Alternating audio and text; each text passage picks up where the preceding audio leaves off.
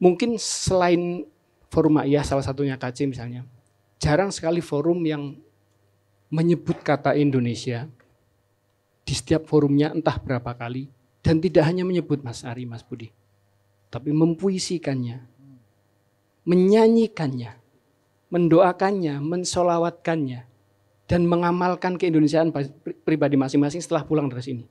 Salah satunya kekeriannya misalnya, kejombloannya, kefrustasiannya, kan itu mayoritas warga Pak Anies dulu misalnya. Nah itu yang menjadi saya pikir penting kita mengundang teman-teman semua sehingga total itu bergabung bersama. 3 elemen tadi bergabung bersama.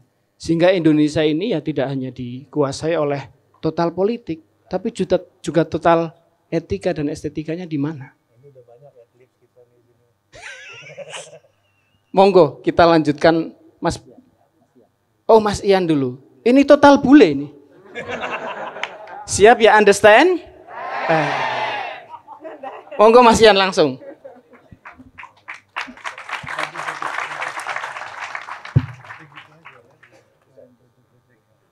Terima kasih Mas Karim. Assalamualaikum warahmatullahi wabarakatuh. Bulan ini kita merayakan beberapa hal. Satu adalah kelahiran Cak Nun di bulan Mei tahun 1953, 72 tahun yang lalu. Kita merayakan itu dengan t-shirt, dengan buku baru yang diluncurkan untuk merayakan sastra dan tulisan teman-teman dan kawan-kawan Cak Nun yang banyak yang contribute kepada buku itu. Mas Anies juga ikut ya dalam bukunya ya. Nanti lihat aja semua. Malam ini saya mau bicara sangat panjang. Tetapi karena ada Mas Anies saya ganti pikirannya. Jadi ini jadi sangat pendek supaya ada waktu untuk Mas Anies juga.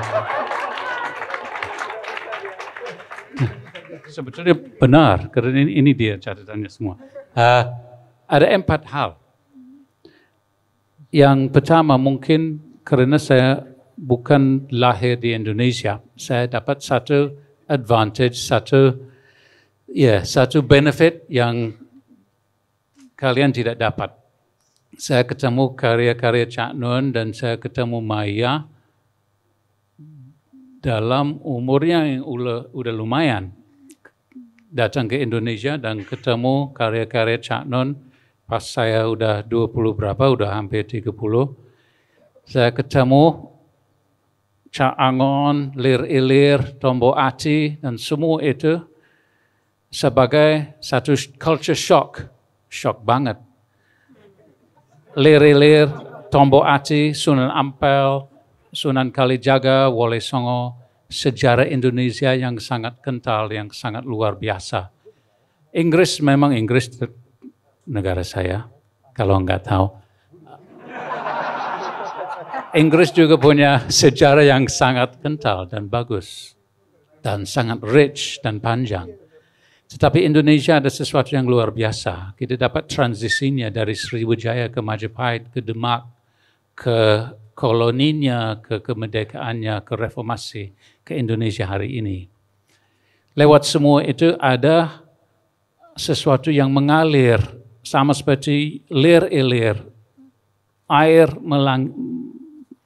mengalir, ideologinya mengalir dalam karya-karya Cak Nun, dalam perspektif Cak Nun yang ambil karya Sunan Kalijaga dalam lir ilir, dipakai untuk transisi juga. Sunan Kalijaga memang di abad 16 memakai lir ilir sebagai vehicle, sebagai alat untuk transisi dari zaman sebelumnya ke zaman Islam lewat kehijauannya, lewat belimbing dan pohon, lewat baju yang robek, lewat pesta malam dengan kawinannya, nikah, pestanya.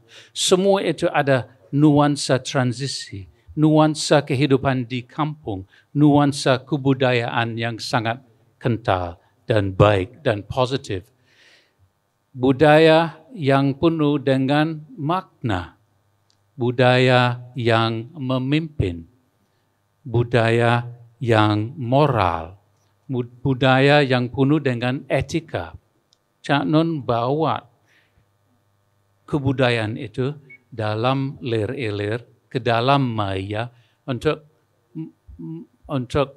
mencerminkan transisi itu. Bukan hanya sejarah Islam, tetapi kalau kita lihat kembali ke tahun 90-an, 96, 97, tahun-tahun yang maju terhadap reformasi di tahun 98, Mei 1998, 27 tahun yang lalu, itu juga semacam transisi. Dan lir-ilir jadi salah satu faktor kebudayaan yang penting dalam maya. Kenduri Cinta belum mulai saat itu. Kenduri Cinta mulai tahun berapa? Ada yang tahu? 2000, betul. Sebelum itu kita punya lir-ilir, kita punya kaset Rembulan Padang Bulan, di mana Cak Nun memberi dialog tentang lir-ilir, di mana Cak Nun memberi monolog tentang reformasi dan bagaimana rakyat Indonesia bisa menyelamatkan diri dalam transisi itu dari Soeharto lewat reformasi ke zaman sekarang. Semua itu semacam transisi dan lir-ilir ada satu alat kebudayaan untuk bawa transisi itu. Dan kerana lir-ilir adalah sesuatu yang sangat Islami, yang bawa rakyatnya dan umatnya dari zaman yang sebelumnya kepada Islam, kita lihat juga ke sejarah Islam yang murni, lewat Al-Quran, lewat kehidupan dan tokoh Nabi Muhammad SAW. Kita lihat kepada beliau sebagai contoh yang sempurna untuk kita, dengan pelajaran moral, pemimpinan, keluargaan, kehangatan, kolaborasi dan kooperasi satu sama lain. Sama individu, sama kelompok, sampai ke negara. Semua itu masuk dalam karakter yang dibangun dalam seorang Islam yang pertama, yang sempurna, Nabi Muhammad SAW. Kita belajar itu dalam Islam. Semua itu dibawa juga dalam lir-ilir. Hanya dalam 2 verse saja. Kita dapat semua itu dengan kehijauannya, lewat alamnya, lewat kehidupannya di kampung, lewat proses manusiawan, lewat pesta pernikahannya, lewat acara malam yang kita ikut, lewat baju yang robek yang harus dibetulin, lewat cuciannya yang kita bikin, lewat belimbing dan pohon. Bagaimana kita bisa cari unifikasi antara nilai, antara Islam yang dari abad 700 sampai sekarang. Kita pakai kebudayaannya lewat Sunan Kalijaga dan lir-ilir untuk vehicle kita, untuk alat kita, untuk menafsirkan nilai-nilai dari Islam, dari Nabi Muhammad kepada kita di sini, di Indonesia, lewat abad 13, 14, 15, 16 dengan Wali Songo dan Sunan Kalijaga, lewat lir-ilir, sampai dipakai oleh Cak Nun 27 tahun yang lalu untuk menunjuk jalannya dari satu zaman jahiliyah yang waktu itu ke reformasi sampai sekarang.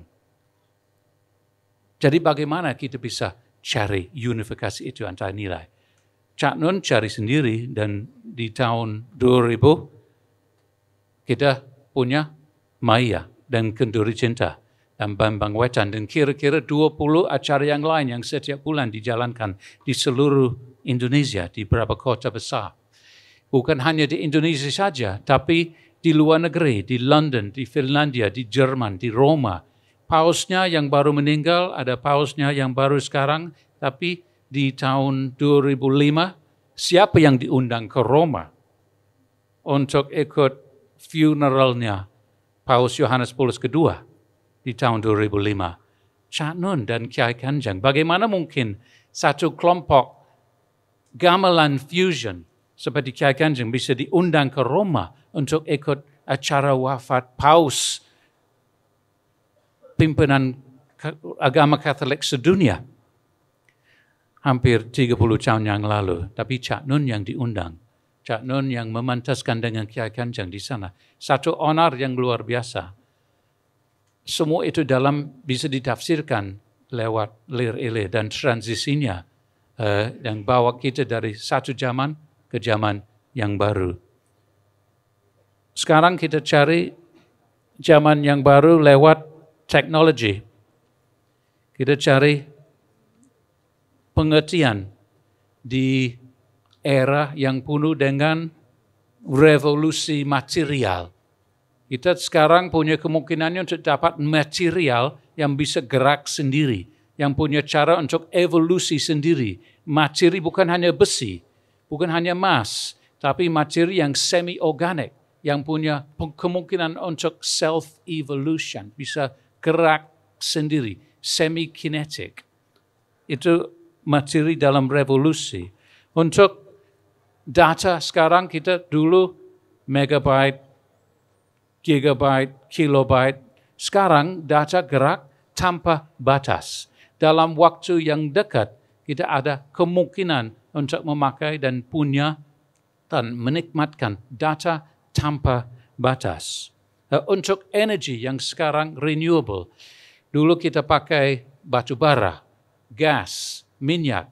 Sekarang kita pakai solar dan energi yang bisa dibarukan. Tapi itu pakai bahan yang sangat-sangat jarang.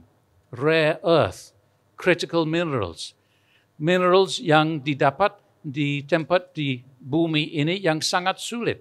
Di Afrika, di Kongo, di mana ada perang yang sangat agresif, di mana ada konflik yang sangat tajam. Di sana kita terpaksa untuk menambangkan rare earth dan critical mineral.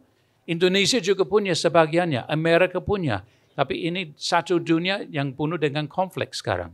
Ukraine, Russia, NATO,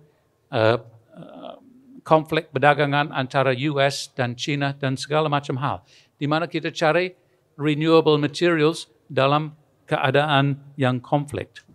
Dalam ekosistem yang berubah dengan perubahan iklim, di mana panen yang berubah setiap siklus. Sekarang kita tidak tahu kakao, kopi, lada hitam, lada putih, beras. Itu sekarang bisa panen di tempat yang sama dengan siklus yang sama. Sekarang semua terganggu oleh perubahan iklim.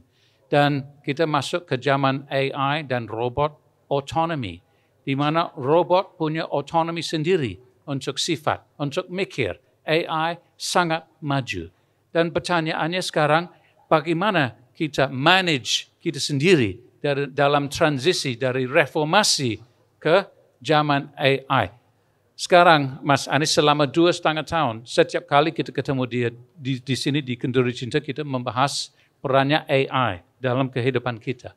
Itu salah satu faktor yang sangat-sangat penting. Ilmu ini gerak sangat cepat. Lebih cepat dari kita bisa imajinasi dan kita bisa pikir. Dan pertanyaannya untuk kita bagaimana kita manage change dan manage transisi itu. Itu satu pertanyaannya. Saya mau tinggal pertanyaannya di sini. Dan untuk terakhir, saya mau kasih tahu bahwa Mas Anies bukan orang asing di Kenduri Cinta. Dulu Mas Anies tidak bisa ke Kenduri Cinta, kita bawa Kenduri Cinta ke Paramedina. Saatnya Mas Anies di Paramedina sebagai rektor tahun 2007, kita bawa Kiai Kanjeng, Cak Nun, kita bawa ke Paramedina. Ada acara di sana yang bernama apa? Ada yang tahu? Parameswara. Tahun 2007, kita semi-regular ada acara di Paramedina sama Mas Anies. Jadi Mas Anies adalah orang kita. Salah satu dari kita, teman-teman. Jadi tepuk tangan untuk Mas Anies. Dan terima kasih untuk datang malam ini, Mas Anies. Terima kasih banyak. Itu dulu untuk sekarang, Mas Hadi. Waalaikumsalam warahmatullahi wabarakatuh.